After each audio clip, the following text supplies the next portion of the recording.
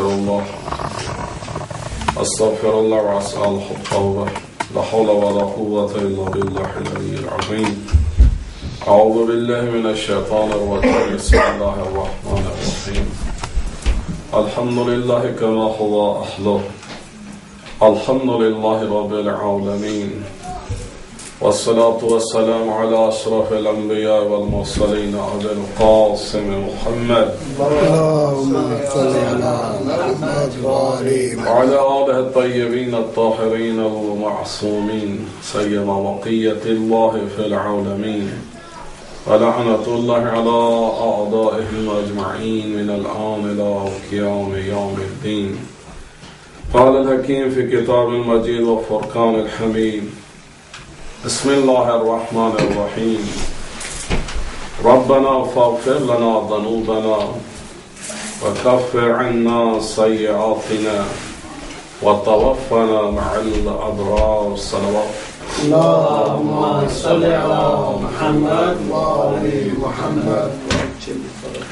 تو تمام مومنین مومنات جنہوں نے مسجد کی تعمیر کے لیے حصہ لیا ہے، ڈونیشنز کی ہے، پروردگار سے دعا ہے کہ پروردگار ان کے اس کار خیر کو، اس انفاق کو منظور و مقبول فرمائے، ہر قسم کی آفات بلیات مصیبتوں پریشانیوں کو اس سے محفوظ و معمون رکھے، اور خصوصاً ان کے مرحومین کو جوار ائمہ میں جگہ عطا فرمائے، اور خصوصاً ڈاکٹر شبیہ حیدر زیدی صاحب نے ڈونیشن کی ہے، اور ریکویسٹ کی تھی کہ ان کے مرحومین کے لیے ان کے والد صاحب ناصر شاہ صاحب اور ان کی والدہ ذاکرہ بیگم ان کے اصحال ثواب کے لیے ایک مرتبہ سورہ فاتحہ تلاوت فرما لیں۔ بسم اللہ الرحمن الرحیم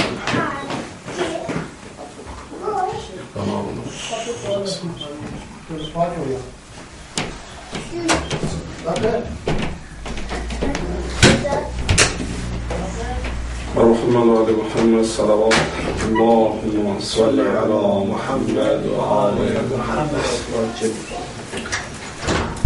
آج یہ مجلس صفیادہ ہمارے امام محمد تقی علیہ السلام کی شب شہادت کے حوالے سے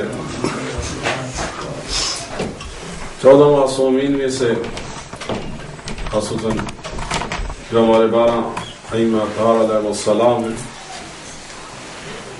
ہمارے اس امام کی بہت مختصر زندگی ہے، ٹوٹل زندگی جو ہے وہ 25 ایئرس،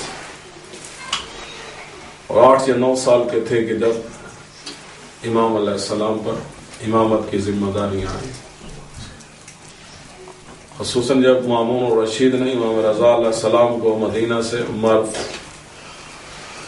بلایا، قید کیا یا نظر بند کیا، بہرحال اسی دور میں ولی عہد بھی بنایا، جو کہ مولا نے خوشی سے قبول نہیں کیا تھا، اور نہ ہی وہ چاہتے تھے کہ اختیارات کو اور ان چیزوں کو امام علیہ السلام کی طرف منتقل کریں۔ تو اس وقت امام محمد تقی علیہ السلام، امام علیہ السلام جو ہے امام رضا علیہ السلام اکلوتے بیٹے، تو امام علیہ السلام کی ایج 5 سال تھی، 202 میں پھر امام رضا علیہ السلام کا انتقال ہو گیا، تقریباً 8 سال کے تھے مولا کے جب یتیم بھی ہوئے، اور اس کے ساتھ امامت کی ذمہ داریاں بھی آپ کے کندھے پر آئی، لیکن 8 سال سے لے کے 25 سال تک یہ عرصہ جو ہے امام علیہ السلام نے سمجھ لیں تقریباً 18 سال مومنین کی، مسلمین کی، انسانیت کی خدمت کی امام کے حوالے سے ذمہ داریاں ادا کرتے رہے۔ تو امام علیہ السلام کی 2 احادیث سے اقتباس لیتے ہوئے تبارکاً بات کو آگے بڑھاتے ہیں۔ سورہ آل عمران چیپٹر 3 اور ورس نمبر 193 دعا بھی ہے، اور اسی سے گفتگو کا آغاز بھی کرتے ہیں۔ معمولاً قنوت میں بھی پڑھی جاتی ہے دعا کہ ربنا فاغفر لنا ذنوبنا، اے اللہ ہمارے گناہوں کو معاف فرما، وَكَفِّرْ عَنَّا سَيِّئَاتِنَا، اور جو غلطیاں لغزشیں ہم سے ہو گئی ہیں ان کو چھپا دے، یعنی لوگوں کے اندر بھی ہم گناہگار کے طور پہ مشہور نہ ہوں، ہماری عزت خراب نہ ہو۔ وَتَوَفَّنَا مَعَ الْأَبْرَارِ، اور اے اللہ ہمیں ابرار لوگوں کے فائز فرما، ان کے ساتھ ان کا ہم مرتبہ، ان کا سٹیٹس، ان کا مرتبہ ہمیں عطا فرما۔ اب ظاہر ہے کہ مقام ابرار لوگوں کے بارے میں بہشت بھی ان کو دی جائے گی، کامیاب لوگ جن کو بری کر دیا گیا ہے جہنم کی آگ سے، عذاب سے۔ لیکن یہ مقام ابرار ایک طرف یہ ہے کہ انسان اپنے آپ کو گناہوں سے بچائے اور گناہ نہ کرنے کے ساتھ ساتھ انسان ہمیشہ استغفار بھی کرتا رہے، اور آگے امام علیہ السلام کے فرمان میں بھی اس کے حوالے سے گفتگو کریں گے۔ اور دوسری بات یہ ہے کہ پہلی بات انسان گناہ نہ کرے، اور اگر خدا نخواستہ کوئی غلطی کوئی گناہ ہو جائے تو انسان خود بھی چھپائے، اللہ سے بھی دعا کرے کہ پروردگار بھی اس کو اس کی اس غلطی کو، اس عیب کو چھپا کے رکھے۔ عام طور پہ ہوتا کیا ہے کہ وہ لوگ جو زیادہ تر گناہ کرتے ہیں، کریمنلز ہوتے ہیں، وہ پروپیگیٹ کرتے ہیں، ایڈورٹائز کرتے ہیں اپنے گناہوں کے بھی، اور ان کو حیا نہیں ہوتی، شرم نہیں ہوتی، نہ لوگوں سے، نہ خدا سے، نہ معاشرے سے، کسی سے بھی نہیں۔ بس وہ کہتے ہیں کہ ان کی اس میں بھی شہرت ہے کہ وہ اس طرح کے کریمنل ہیں، اس طرح کے ریپسٹ ہیں، اس طرح کے ڈرنکن، جتنے گناہ بہرحال کوئی کر سکتا ہے، جتنا انسان گناہوں میں زیادہ ملوث ہوتا ہے اور چاہتا ہے کہ اس کے گناہ بھی لوگوں کو معلوم ہو۔ بعض اوقات لوگ ایسی چیزیں جو ہے وہ نیوز پیپر میں دیتے ہیں، میڈیا پہ دیتے ہیں، بہت ساری چیزیں ہوتی ہیں اس میں انوالو ہوتی ہیں۔ تو پروردگار کو جو چیز پسند ہے وہ کیا ہے کہ پہلی بات انسان گناہ نہ کرے، دوسری بات یہ ہے کہ گناہ اگر ہو جائے تو انسان خود اپنے گناہ کو چھپائے، اپنی غلطی کو چھپائے، دوسروں کو نہ بتاتا پھرے۔ حتیٰ کہ بعض اوقات حضرت محمد مصطفیٰ صلی اللہ علیہ وآلہ وسلم کے دربار میں مثلاً لوگ آتے تھے اور کہتے تھے کہ مثلاً ہم نے یہ غلطی کی، ہمیں سزا دیجیے، تو بعض اوقات رسول اللہ صلی اللہ علیہ وسلم رخ موڑ لیتے تھے یا ایسا وہ کرتے تھے کہ جیسے وہ نہیں تو متوجہ، تاکہ یہ ہے کہ یہ اپنی چیز کو بیان بھی نہ کرے اور خود پروردگار سے توبہ کرے، تاکہ پروردگار ان کی اس غلطی کو، اس گناہ کو معاف کر دے اور لوگوں میں بھی ان کی عزت و ناموس جو ہے وہ قائم و دائم رہے۔ تو اسی لیے اس دعا میں اللہ تعالیٰ بھی ہمیں یہی سکھا، ربنا فاغفر لنا ذنوبنا وکفر عنا سیئاتنا، اے اللہ ہمارے گناہوں کو بخش دے جو غلطیاں ہم سے ہو گئی ہیں، اور پھر جو غلطیاں ہو گئی، جو گناہ ہو گئے ہیں، ہماری شہرت کو، ہماری عزت کو، ہماری شخصیت کو داغدار نہ کرنا، لوگوں میں بدنام ہم نہ ہو جائیں، ان سب غلطیوں کو تو چھپا دے۔ اور خدا ستار العیوب بھی ہے، گناہوں کو، غلطیوں کو چھپانے والا ہے۔ تو ہمیں بھی یہی ہے کہ جس طرح ہم اپنے لیے کہہ رہے ہیں وَكَفِّ عَنَّا سَيِّئَاتِنَا، ہمارے ہی عیبوں کو اللہ پردہ ڈال دے، چھپا دے، تو اسی طرح پروردگار ہمیں یہ بھی سکھا رہا ہے، اللہ ستار العیوب ہے، ہم خود بھی یہی چاہتے ہیں کہ ہماری صورت خراب نہ ہو، ہماری شخصیت خراب نہ ہو، ہماری عزت خراب نہ ہو، تو اللہ بھی یہی چاہتا ہے کہ جب ہم اپنی عزت خراب نہیں کرنا چاہتے، لوگوں میں بدنام نہیں ہونا چاہتے، تو پھر تمہیں اللہ تب یہ مقام عطا کرے گا جب تم دوسروں کی عزت و ناموس کا بھی خیال رکھو۔ اگر کسی اور کی غلطی کو دیکھتے ہو، گناہ کو دیکھتے ہو، کچھ اس میں خامی ہے، تو اس کا مطلب یہ نہیں ہے کہ اس کو انسلٹ کرو یا اس کو بدنام کرو یا لوگوں میں پھیلاتے رہو یا ایڈورٹائز کرو۔ تو یہ دونوں چیزیں ہیں، انسان اپنے آپ کی اپنی غلطیاں بھی چھپائے اور دوسروں کی غلطیاں بھی چھپائے، تو تب پروردگار جو ہے انسان کی غلطیوں کو بھی جو ہے وہ چھپاتا ہے. پروردگار کہتے میری صفات کو اپناؤ. اللہ کریم ہے, اللہ کہتے تم بھی کریم بنو. اللہ رحیم ہے, اللہ کہتے تم بھی رحیم بنو. اللہ جواد ہے, سخی ہے, اللہ کہتا ہے کہ تم بھی سخی بنو.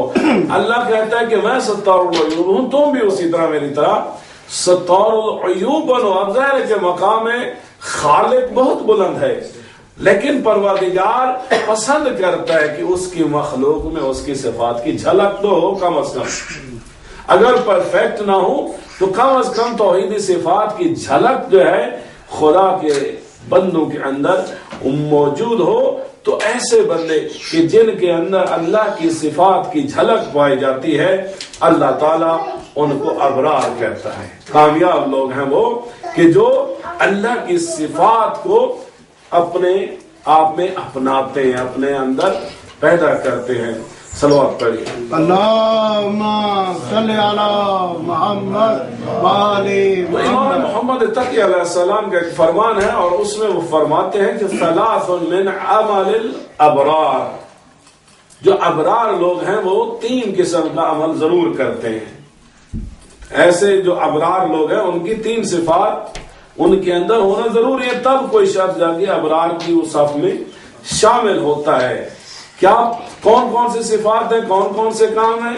نمبر 1 اقامت الفرائض, کہ جتنے واجبات ہیں وہ ان سب کو پورا کرتے ہیں, ان کے لیے قیام کرتے ہیں, ان کے لیے جدوجہد کرتے ہیں, کوشش کرتے ہیں. اب بہرحال آپ سب نے یاد کیا ہوں گے بچپن میں جو ہے وہ فروع دین یاد کرائے جاتے ہیں.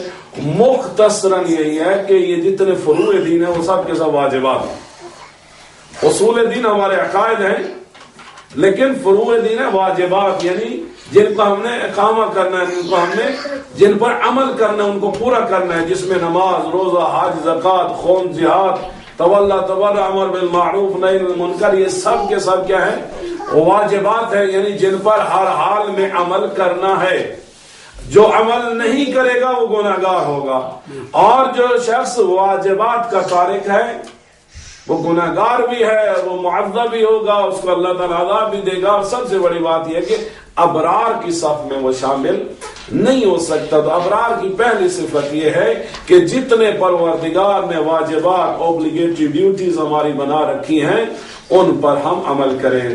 دوسری صفت جو ابرار کی مولا فرماتے ہیں واجتناب المحارم, جو حرام کام ہے, جن جن چیزوں کو اللہ تعالیٰ نے کہا کہ یہ حرام ہے, ان کا کرنا گناہ ہے, تو ان کو ہمیں نہیں کرنا چاہیے. حرام سے ہمیں اجتناب کرنا چاہیے, بچنی چاہیے. ایک آواز بلند صلوات پڑھی. اللہم صلی علی محمد وآلِ محمد. تو 2 باتیں ہیں, یعنی مسلمان کے حوالے سے, مومن کے حوالے سے خصوصاً مقام ابرار حاصل کرنے کے لیے پہلی شرط کیا ہے کہ انسان واجبات پر, فرائض پر عمل کرے. دوسری شرط کیا ہے کہ انسان حرام سے, گناہ سے بچتا رہے. تمام وہ چیزیں کہ جو گناہ ہیں یا اللہ تعالیٰ نے ان کو حرام قرار دیا ہے, اب چاہے وہ کھانے کے حوالے سے, یا پینے کے حوالے سے, یا کسی عمل کے حوالے سے, جتنے بھی حرام چیزیں ہیں, گناہ ہیں, ان سے بچنا چاہیے. وَاحْتِرَاسُ مِنَ الْغَفْلَةِ فِي الدِّينِ, اور ابرار وہ لوگ ہیں کہ جو دین میں کبھی غافل نہیں ہوتے. دین کا جو معاملہ ہوتا ہے ایسا نہیں ہوتا کہ وہ ایک کان سے سن کے دوسرے کان سے نکال دیتے ہیں, یا دین کی جب بات آئے تو وہ پھر نظر نہیں آتے, یا دین کی جب بات آئے تو وہ گھر میں بیٹھے رہتے, یا دین کی جب بات آتی ہے تو اپنے وقت کے امام کو, لیڈر کو, نبی کو چھوڑ کے چلے جاتے ہیں. تو جو لوگ دین کے معاملے میں غفلت برتتے ہیں تو وہ بھی پھر ابرار میں شامل نہیں ہو سکتے. اب پہلی بات تو یہی ہے کہ کم از کم جو دین کے حوالے سے جو ہے ہمیں غفلت نہیں کرنی چاہیے, وہ یہ پہلے والی 2 صفات ہیں. اقامت الفرائض, یعنی جب بھی کسی واجب کے ادا کرنے کا وقت آئے, موقع آئے, تو پھر ہمیں اس میں دیر نہیں کرنی چاہیے, اس میں غفلت نہیں کرنی چاہیے, اس میں سستی نہیں کرنی چاہیے. اور جب کوئی حرام سامنے آ جائے تو وہاں پر بھی کیا ہونا چاہیے کہ انسان غفلت نہ کرے, کیونکہ یہی دین ہے کہ جب گناہ سامنے ہو تو انسان گناہ سے, حرام سے اپنے آپ کو بچا لے. تو جو شخص اپنے آپ کو گناہ سے اور حرام سے بچا لیتا ہے اور واجبات پر عمل کرتا ہے تو اس کا مطلب ہے کہ وہ شخص دین کے معاملے میں غفلت نہیں کرتا. تو بہرحال یہ 3 صفات ہیں کہ جن کے اندر یہ 3 صفات پیدا ہو جائیں تو امام علیہ السلام فرماتے ہیں ابرار کے لیے ضروری ہے کہ ان لوگوں کی صف میں شامل ہونے کے لیے ضروری ہے کہ انسان کم از کم اس کے اندر یہ 3 صفات ہوں. صلوات پڑھیے. اللہم صلی علی محمد و آل محمد. بہرحال ابرار کوئی ایسا مقام، یہ مثلا کوئی شخص اگر چاہے کہ میں صف ابرار میں شامل ہو جاؤں تو کیوں؟ یعنی حقیقت میں یہ ہے کہ کوئی متقین کی صف میں شامل ہو جائے یا صالحین کی صف میں شامل ہو جائے یا ابرار کی صف میں شامل ہو جائے، مقصد کیا ہے؟ یعنی یہ تمام کے تمام مقامات ایسے ہیں کہ جس سے اللہ کا قرب ملے، یعنی اللہ راضی ہو جائے. حقیقت میں یہ مقام جو ہدف نہیں ہے. کوئی اپنے آپ کو کہے کہ میں متقی ہوں یا صالح ہوں یا میں عارف ہوں یا کامل ہوں یا عالم ہوں یا ابرار ہوں، مقصد یہ ٹائٹل لینا نہیں ہے، مقصد ہے اللہ کی رضا. یعنی اب ظاہر ہے کہ اب اللہ کی رضا پر چلنے والے مثلا کچھ لوگ ایسے ہیں کہ جو مثلا ایمان کے 10ویں درجے پر ہیں، کچھ 9ویں پہ ہیں، کچھ 8ویں پہ ہیں، کچھ 7ویں پہ ہیں. تو اب یہ جو مختلف درجات ہیں اللہ کے قرب کے، اس حوالے سے یہ بھی ایک مقامات کی تقسیم ہے. اصل میں مقصد یہ ہے کہ انسان واجبات پر عمل کرے یا حرام سے اپنے آپ کو بچائے یا دین کے معاملے میں غافل نہ ہو. تو ہدف یہ ہے کہ پروردگار، ذات پروردگار اس سے راضی ہو جائے. ہدف یہ ہے، نیت یہی ہونی چاہیے ہر کام کی. نماز کے لیے بھی یہ قربت اللہ، روزہ ہے، زکوٰۃ ہے، خمس ہے، جہاد ہے، جو کچھ انسان کرتا ہے مقصد یہی ہے کہ اللہ کا قرب ہو، یعنی اللہ کی رضا حاصل ہو جائے. اور کوئی مقام جو ہے وہ انسان اگر اپنا ٹارگٹ بناتا ہے تو وہ بھی ایک شرک ہے. کسی بھی چیز کو سوائے خدا کے انسان نہ چاہے. ہدف اور نیت جو ہے خالصتاً اللہ کا قرب ہو، اللہ کی رضا ہو. تو اس رضا پروردگار کے حوالے سے 3 اور باتیں امام محمد تقی علیہ السلام نے فرمائی. ثلاث یبلغن بالعبد رضوان اللہ، کہ جو شخص چاہتا ہے کہ وہ اللہ کا بندہ بن جائے اور اللہ اس سے راضی ہو جائے تو اس کو چاہیے کہ وہ اپنے اندر 3 صفات پیدا کرے. جو شخص چاہتا ہے کہ اس کا پروردگار اس سے راضی ہو جائے اور وہ عباد الصالحین، عباد المتقین، عباد الابرار میں شامل ہو جائے، اس کا پروردگار اس سے راضی ہو، تو امام علیہ السلام فرماتے ہیں ایسے شخص کو چاہیے کہ وہ اپنے اندر 3 صفات پیدا کرے. پہلی صفت کیا ہے؟ کثرت الاستغفار، کہ وہ انسان جیسے کہ ابھی قرآن سے بھی پڑھا ربنا فاغفر لنا ذنوبنا، فاغفر لنا یعنی استغفار کرنا، اللہ سے توبہ کرنا، اللہ سے بار بار اللہ. یہ بھی کیا ہے؟ اللہ کے قرب کا مقام ہے کہ انسان بار بار خدا کو یاد کرے اور اپنی غفلت پر، اپنی کوتاہی پر، اپنی غلطیوں پر، گناہوں پر انسان توبہ کرے. تو پہلی بات یہ ہے پروردگار کو راضی کرنے کے لیے جو چیز ہے، حتیٰ کہ رسول اللہ اور ائمہ اطہار علیہ السلام کوئی گناہ نہیں تھا، اس کے باوجود رسول اللہ کی عادت تھی کہ کئی تسبیحاں دن میں استغفار کی پڑھا کرتے تھے. تو جب وہ ہستیاں اس طرح کرتی تھی تو پھر ہم چاہے گناہ ہوں یا نہ ہوں، ظاہر ہے ہم تو ویسے خطا کے پتلے ہیں، بہت سارے گناہ ہیں، تو ہمیں تو اور زیادہ ہماری ذمہ داری ہے کہ ہم زیادہ سے زیادہ توبہ کریں، استغفار پڑھیں، استغفر اللہ ربی واتوب الیہ کی تسبیح ہو، یا ویسے دل میں انسان توبہ اور استغفار کے حوالے سے پروردگار سے عام کلام ہو. لیکن امام علیہ السلام فرماتے ہیں اللہ کی رضا کے لیے پہلی چیز ضروری ہے کہ انسان کثرت الاستغفار کرے. دوسری جو ہے وہ خفض الجانب. انسان بعض لوگ ہوتے اکڑ کے چلتے ہیں، ٹھیک ٹھاک سینہ تان کے چلتے ہیں، لباس جو ہے وہ کف لگا کے چلتے ہیں، اکڑا ہوا لباس اور اکڑا ہوا جسم، اکڑی ہوئی گردن، لوگوں کو دکھانے کے لیے، کبھی مال کے لیے، کبھی اپنی شہرت کے لیے، کبھی اپنی بدمعاشی کے حوالے سے، کسی بھی حوالے سے جو ہے بہرحال لوگ اکڑ کے چلتے ہیں. تو امام علیہ السلام فرماتے ہیں جس کو اللہ کی رضا چاہیے تو وہ چاہے وہ اپنے کندھے جھکا کے چلے، مطلب کیا ہے کہ اپنے اندر خشوع و خضوع والی ہو، تواضع والی ہو، فروتنی والی عادت ہو. یعنی سب سے بڑی بات کیا ہوتی ہے کہ انسان کے سوچ کا مسئلہ ہوتا ہے. انسان سوچتا ہے کہ میں اس سے افضل ہوں، میں کیوں اس کے لیے کھڑا ہوں، میں کیوں اس کو سلام کروں، میں کیوں اس کا حال احوال پوچھ لوں، میں اس کے کیوں قریب بیٹھ جاؤں. اب مثلا رسول اللہ کی بارگاہ میں اب ایک صحابی بیٹھے تھے، غریب تھے، دوسرا صحابی امیر تھا، وہ آیا اور وہ بھی بیٹھ گیا. اب بیٹھے بیٹھے ساتھ میں کوشش کرتا وہ اپنا لباس تھوڑا سا دور کر کے اپنے ساتھ وہ کر کے دوسری طرف جا کے بیٹھے. رسول نے پوچھا کہ کیا ہو رہا ہے، کیا اس کی غربت تمہیں ٹرانسفر ہو جائے گی یا اس کے لباس سے تمہارے لباس میں غربت آ جائے گی. لیکن کیا ہوتا ہے کہ بندہ اپنے الفاظ سے، اپنی سوچ سے، اپنی عادات سے اظہار کرتا ہے اپنے تکبر کا، اپنے غرور کا کہ میں بھی کچھ ہوں.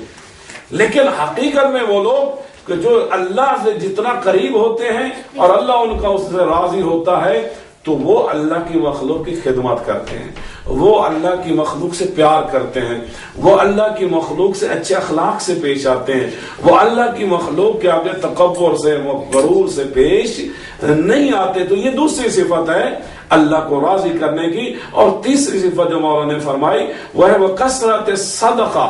اور یہ وہ لوگ ہیں کہ جو اللہ کی رضا چاہتے ہیں، ان کو چاہیے کثرت الاستغفار وخفض الجانب وکثرت الصدقہ. اور یہ لوگ کثرت کے ساتھ صدقہ دیتے ہیں. اب صدقہ ایک جنرل ٹرم ہے، صدقہ میں خمس بھی آ جاتا ہے، صدقہ میں زکوٰۃ جو واجب ہے وہ بھی آ جاتی ہے، اور صدقہ میں جو ہے ان دو واجبات کے علاوہ جتنے بھی انسان ڈونیشن کرتا ہے، چیریٹی کرتا ہے، انفاق کرتا ہے، وہ سب کے سب جنرلی جو ہے وہ صدقہ کے اندر شامل ہو جاتی ہے. اب ہر وہ شخص جو چاہتا ہے کہ اس کا پروردگار اس سے راضی ہو تو استغفار کرے، اس کے اندر خشوع و خضوع ہو، فروتنی ہو، عز و انکساری ہو، اور کثرت کے ساتھ جو ہے وہ صدقات ادا کرے. اب ویسے جو جنرل صدقہ ہے، انسان صدقہ دیتا ہے بلائیں ٹل جاتی ہے، صدقہ دیتا ہے بیماری سے صحت مل جاتی ہے، صدقہ دیتا ہے انسان ایکسیڈنٹ سے بچ جاتا ہے، صدقہ دیتا ہے انسان بہت سارے حادثات سے بچ جاتا ہے، دشمنوں کے شر سے بچ جاتا ہے، آنے والے مختلف جو خطرات ہوتے ہیں ان سے بچ جاتا ہے. حتیٰ کہ صدقہ جو ہے مستحق کے ہاتھ میں پہنچنے سے پہلے اللہ کے ہاتھ میں جاتا ہے اور پہلے قبول ہوتا ہے اور اس کے بعد جو ہے وہ کسی شخص تک پہنچتا ہے. بہت زیادہ فضائل ہیں صدقات کے، چیریٹی کے، انفاق کے. لیکن یہاں پہ جو اس حدیث میں امام علیہ السلام نے جس کی طرف ہمیں متوجہ کرنے کی کوشش کی، ظاہر ہے کہ ہم سب یہی کوشش کرتے ہیں کہ کسی نہ کسی طریقے سے ہمارا خالق، ہمارا مالک، ہمارا معبود جو ہے وہ ہم سے راضی ہو جائے. تو اس کے لیے ضروری یہی ہے، کیونکہ مثلا جب تک انسان اپنے آپ سے محبت کرتا ہے تب تک وہ خدا کا بندہ نہیں ہوتا. خدا سے محبت شروع ہی تب ہوتی ہے جب انسان اپنے آپ سے محبت کرنا چھوڑ دے. اب ہم صدقات خمس کیوں نہیں دیتے، زکوٰۃ کیوں نہیں دیتے، چیریٹی کیوں نہیں کرتے؟ اس لیے کہ ہمیں اپنے آپ سے محبت ہوتی ہے، ہمیں اپنے اخراجات سے محبت ہوتی ہے، ہمیں اپنے پروجیکٹ سے محبت ہوتی ہے، ہمیں اپنی اولاد سے محبت ہوتی ہے، ہمیں اپنے بل سے محبت ہوتی ہے. یعنی ہر وہ چیز جو میری شخصیت یا میری پرسنالٹی کے ساتھ مربوط ہے اس سے محبت ہوتی ہے. اور اب کیا ہے کہ جب تک میں اور میری چیزیں جو ہیں ان کو پرائرٹی ہے اور اللہ کی چیزوں کو پرائرٹی نہیں ہے تو تب تک انسان نہیں کہہ سکتا کہ مجھے اللہ کا قرب ہے. قریبی کا مطلب یہی ہوتا ہے. مثلا آپ دیکھیے کہ ایک شخص جو آپ کے گھر میں رہتا ہے، اگر وہاں کوئی بیمار ہو تو اس کو سب سے پہلے خبر ہوتی ہے، اور وہ شخص جو کسی دوسرے ملک میں رہتا ہے اس کو جب تک کوئی بتائے گا نہیں اس کو خبر نہیں ہوگی کہ یہاں پہ کوئی شخص بیمار ہو گیا.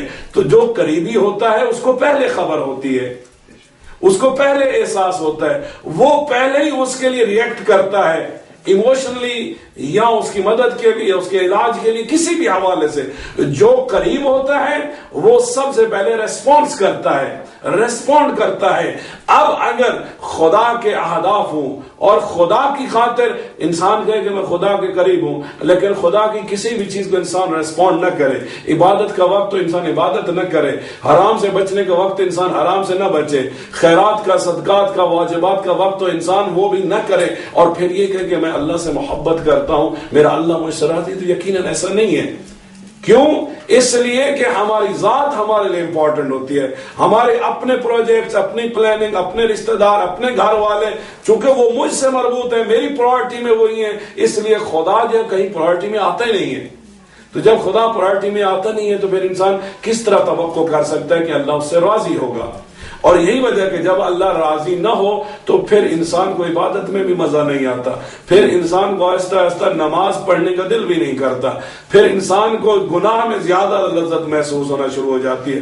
تو جب انسان واجبات ادا نہ کرتا ہو اور گناہ میں زیادہ اور حرام میں زیادہ انوالو ہو تو انسان سمجھ لے کہ اس کا پروردگار اس سے راضی نہیں ہے۔ تو عزیزان گرامی، اب دیکھیں کہ یہ صدقہ دینے کے کیا فائدے ہیں۔ ایک مرتبہ صاحب امام محمد تقی علیہ السلام کے، ان کا نام ہے قاسم بن حسن، وہ گئے مکہ حج کرنے، صلوات پڑھیں اللہم صلی علی محمد وآل محمد۔ تو جب مکہ سے حج کے بعد فارغ ہوئے، مدینہ کی طرف آئے، راستے میں ایک غریب فقیر تھا، تو اس نے سوال کیا، تو اس شخص نے جو ہے اس کو کھانا کھلا دیا، پھر چل پڑا۔ اب آگے راستے میں جو ہے بہت شدت کے ساتھ آندھی آئی، اب اس آندھی میں جو ہے اس کی پگڑی یا اس کے دستار جو ہے وہ اڑ گئی، صحرا تھا، اس نے ڈھونڈنے کی کوشش بھی کی لیکن اس کو پگڑی کہیں نہ ملی۔ بہرحال وہاں سے چلا، مدینے آیا۔ اب جب مدینے آیا اور امام محمد تقی علیہ السلام کو سلام کیا تو امام علیہ السلام نے سلام کے جواب کے بعد فرمایا، اے قاسم، تمہاری پگڑی یہ گم ہو گئی؟ کہتے ہیں ہاں مولا۔ تو مولا نے اپنے غلام کو حکم دیا کہ جاؤ اس کی پگڑی لے آؤ۔ غلام گیا اور جو اس کی دستار تھی، اس کی پگڑی تھی، وہ لے آیا اور اس کو دے دی۔ پگڑی دیکھ کے وہ خوش بھی ہوا اور کہا، مولا، آندھی آئی تھی وہاں سے میرے سر سے اڑی، میں تو ڈھونڈتا رہا، مجھے نہیں ملی، اور آپ وہاں نہیں تھے، آپ مدینہ میں تھے، آپ کے پاس کیسے پہنچی؟ تو امام علیہ السلام فرماتے ہیں کہ اے قاسم، جو شخص اللہ کی راہ میں صدقہ کرتا ہے تو اللہ تعالیٰ اس کو نقصانات سے بچا لیتا ہے، اس کو لاسز سے بچا لیتا ہے۔ اب تم نے اللہ کی بارگاہ میں اس سائل کو، غریب کو، مسکین کو کھانا دیا تھا، تم نے صدقہ کیا تھا اپنے مال کا، چیریٹی کی تھی، تو اس کے بعد تمہارا یہ نقصان ہوا، لیکن پروردگار نے اس ہوا کو حکم دیا کہ وقت کی حجت کے پاس جا کے اس کی پگڑی دے دو، اور اس شخص نے کہ جو اللہ کی راہ میں صدقہ کیا ہے، خوشنود یہ خدا کے لیے اس کو کوئی نقصان نہ پہنچے۔ تو اب یہ دیکھیں کہ ایک طرف یہ ہے کہ حکم خدا کہ جو اللہ کی راہ میں صدقات کرتا ہے اللہ تعالیٰ کس طرح اس کی فیور کرتا ہے، دوسری طرف یہ ہے کہ اللہ اور مخلوق کے درمیان جو واسطہ ہے، رابطہ ہے، وہ وقت کی حجت اور امام ہے۔ اگرچہ ظاہری طور پہ امام علیہ السلام وہاں پہ موجود نہیں تھے، لیکن اللہ نے اس کے نقصان سے جو بچانے کا وسیلہ بنایا وہ وقت کا امام تھا، اور وقت کے امام نے اس کا جو نقصان تھا وہ اس کو واپس کر دیا، اس کو پورا کر دیا۔ تو اس بات سے ہمیں تھوڑا سا ہمارے ایمان میں اور تقویت ہونی چاہیے کہ اگر انسان اللہ کی راہ میں صدقات کرتا ہے، واجبات ادا کرتا ہے، تو مت انسان سوچے کہ اس کے پاس اس کا مال ختم ہو جائے گا، نہیں، یہ اللہ کا وعدہ ہے۔ وہ اللہ جس نے بغیر مانگے اتنا عطا کیا ہوتا ہے، اب تو وہ وعدہ کر رہا ہے کہ جو میرے راہ میں خرچ کرے گا میں اس کو 10 برابر دوں گا، 100 برابر دوں گا، حتیٰ کہ پروردگار قرآن میں فرماتا ہے کہ تم گن بھی نہیں سکتے کہ میں کتنا اس کو لوٹاؤں گا۔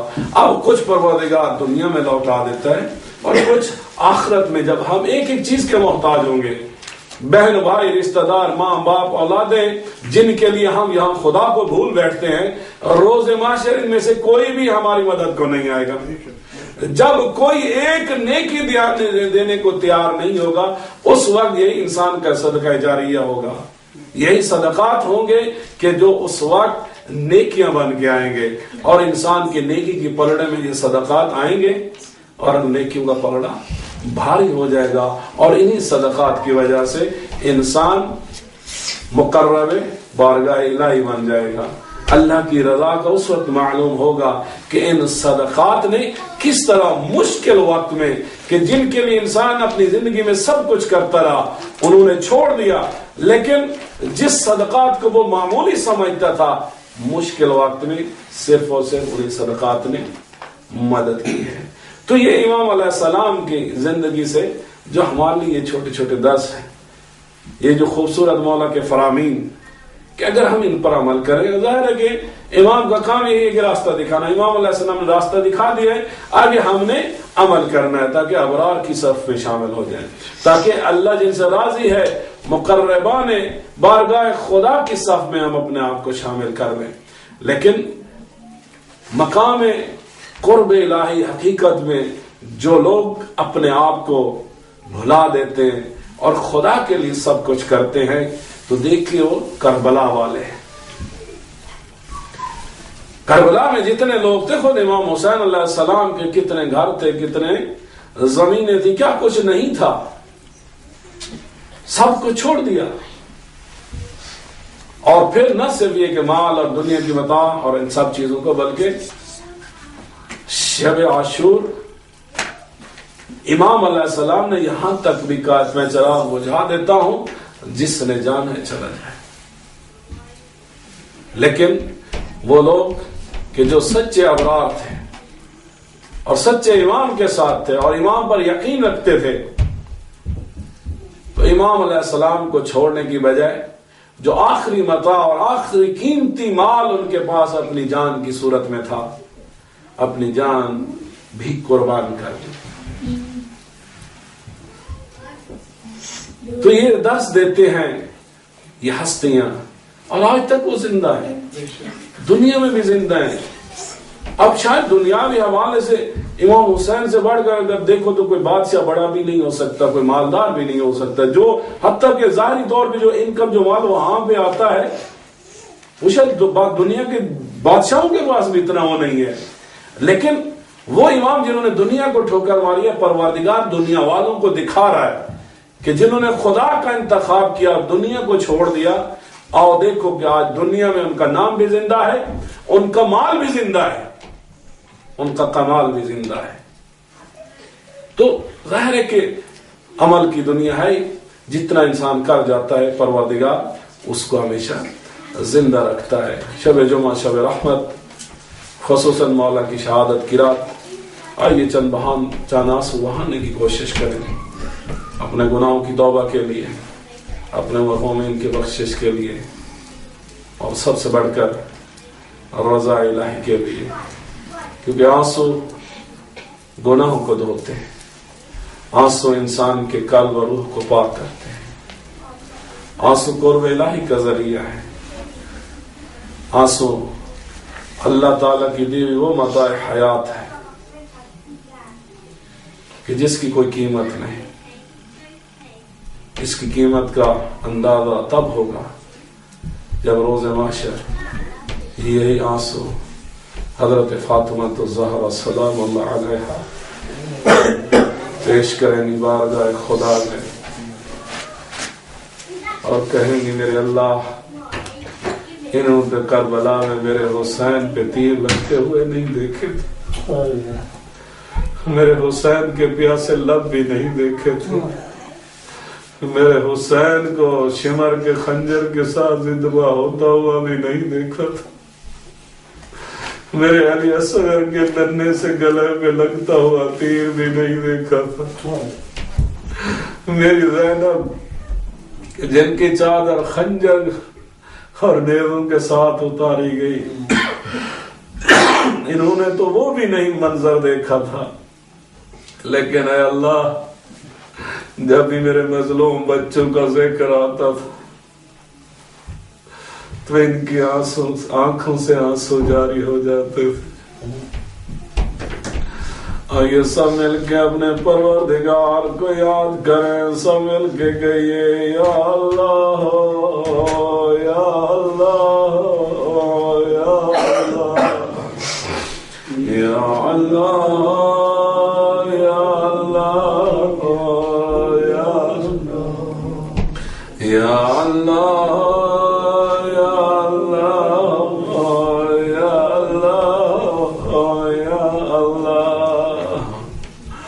یا رحمان یا رحیم یا غفار یا غفار یا غفار.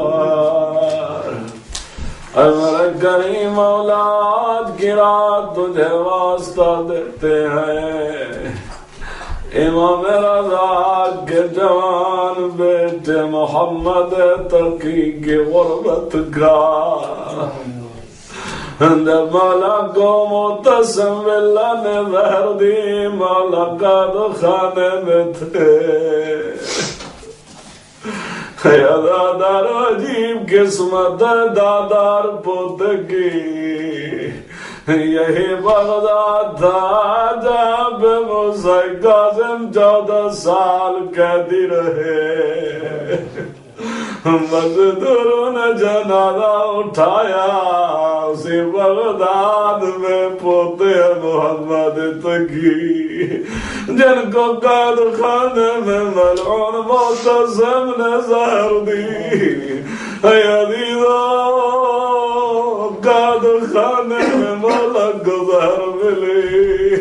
مولا زہر سے تڑپتے رہے جسم کا رنگ بدلا خون کی الٹی آئی لیکن کوئی نہیں تھا جو زہرا کے لال کو آگے قید خانے سے رہائی دلائے. تڑپتے ہوئے مولا کا خیال کرے.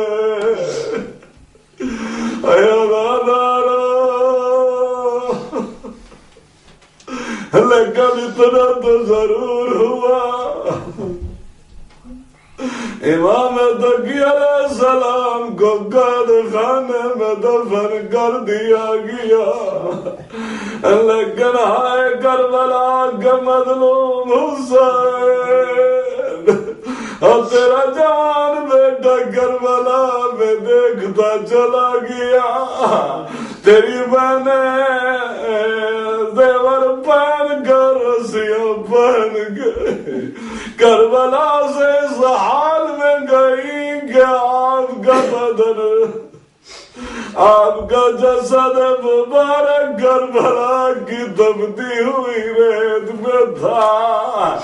مسلمانوں نے دفن کرنے کی اجازت نہ دی. وَسَيَعْلَمُ الَّذِينَ ظَلَمُوا أَيَّ مُنقَلَبٍ يَنقَلِبُونَ إِنَّا لِلَّهِ وَإِنَّا إِلَيْهِ رَاجِعُونَ. اللهم اجعل وليك الحجة ابن الحسن صلواتك عليه وعلى آبائه في هذا الساعة وفي كل ساعة وليا وحافظا وقائدا وناصرا. جو ہمارے 12 ائمہ اطہار علیہ السلام ہیں ہمارے اس امام کی بہت مختصر زندگی ہے. ٹوٹل زندگی جو ہے وہ 25 ایئرس اور 8 یا 9 سال کے تھے کہ جب امام علیہ السلام پر امامت کی ذمہ داریاں آئیں. خصوصاً جب مامون الرشید نے امام رضا علیہ السلام کو مدینہ سے عمر بلایا قید کیا یا نظر بند کیا. بہرحال اسی دور میں ولی عہد بھی بنایا جو کہ مولا نے خوشی سے قبول نہیں کیا تھا اور نہ ہی وہ چاہتے تھے کہ اختیارات کو اور ان چیزوں کو امام علیہ السلام کی طرف منتقل کریں. تو اس وقت امام محمد تقی علیہ السلام امام علیہ السلام جو ہے امام رضا سے اکلوتے بیٹے تو امام علیہ السلام کی ایج 5 سال تھی، اور 202 میں پھر امام رضا علیہ السلام کا انتقال ہو گیا. تقریباً 8 سال کے تھے مولا کے جب یتیم بھی ہوئے، اور اس کے ساتھ امامت کی ذمہ داریاں بھی آپ کے کندھے پر آئی. لیکن 8 سال سے لے کے 25 سال تک یہ عرصہ جو ہے امام علیہ السلام نے سمجھ لیں تقریباً 18 سال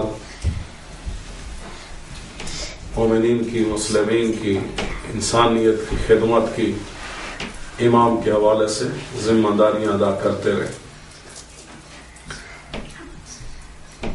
تو امام علیہ السلام کی 2 احادیث سے اقتباس لیتے ہوئے تبرکاً بات کو آگے بڑھاتے ہیں. سورہ آل عمران چیپٹر 3 اور ورس نمبر 193 دعا بھی ہے، اور اسی سے گفتگو کا آغاز بھی کرتے ہیں. معمولاً قنوت میں بھی پڑھی جاتی ہے دعا کہ ربنا فاغفر لنا ذنوبنا، اے اللہ ہمارے گناہوں کو معاف فرما، وکفر عنا سیئاتنا، اور جو غلطیاں لغزشیں ہم سے ہو گئی ہیں ان کو چھپا دے، یعنی لوگوں کے اندر بھی ہم گناہگار کے طور پہ مشہور نہ ہوں، ہماری عزت خراب نہ ہو. وَتَوَفَّنَا مَعَ الْأَبْرَارِ، اور اے اللہ ہمیں استغفر اللہ واسأل التوبہ، لا حول ولا قوة الا بالله العلي العظيم. اعوذ بالله من الشيطان الرجيم. بسم الله الرحمن الرحيم. الحمد لله كما هو أهله، الحمد لله رب العالمين، والصلاة والسلام على أشرف الأنبياء والمرسلين أبي القاسم محمد اللهم صل على محمد وعلى آله الطيبين الطاهرين المعصومين، سيما بقية الله في العالمين، ولعنة الله على أعدائهم أجمعين من الآن إلى قيام يوم الدين. قال الحكيم في كتاب المجيد والفرقان الحميد. بسم الله الرحمن الرحيم. ربنا فاغفر لنا ذنوبنا وكفر عنا سيئاتنا وتوفنا مع الأبرار. صلوات اللهم صل على محمد وآل محمد. اور تمام مومن مومنات جنہوں نے مسجد کی تعمیر کے لیے حصہ لیا ہے، ڈونیشنز کی ہے، پروردگار سے دعا ہے ابرار لوگوں کے فائز فرما، ان کے ساتھ ان کا ہم مرتبہ، ان کا سٹیٹس، ان کا مرتبہ ہمیں عطا فرما. اب ظاہر ہے کہ مقام ابرار لوگوں کے بارے میں بہشت بھی ان کو دی جائے گی. کامیاب لوگ جن کو بری کر دیا گیا ہے جہنم کی آگ سے، عذاب سے. لیکن یہ مقام ابرار ایک طرف یہ ہے کہ انسان اپنے آپ کو گناہوں سے بچائے، اور گناہ نہ کرنے کے ساتھ ساتھ انسان ہمیشہ استغفار بھی کرتا رہے. اور آگے امام علیہ السلام کے فرمان میں بھی اس کے حوالے سے گفتگو کریں گے.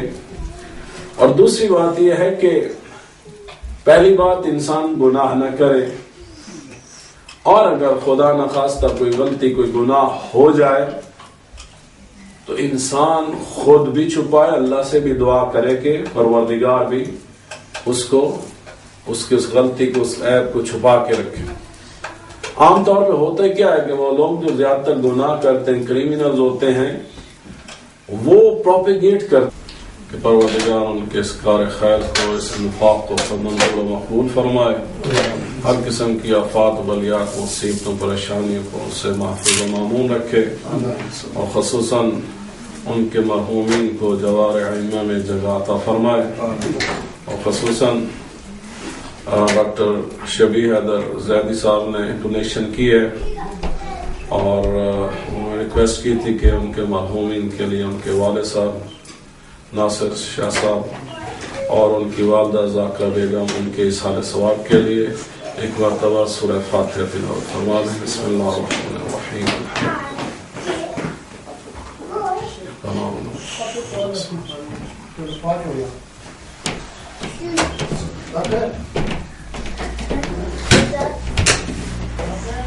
محمد وعلى محمد صلوات اللهم صل على محمد وعلى محمد. آج یہ مجلس صفیدہ ہمارے نور امام محمد تقی علیہ السلام کے شب شہادت کے حوالے سے 14 معصومین میں سے خصوصاً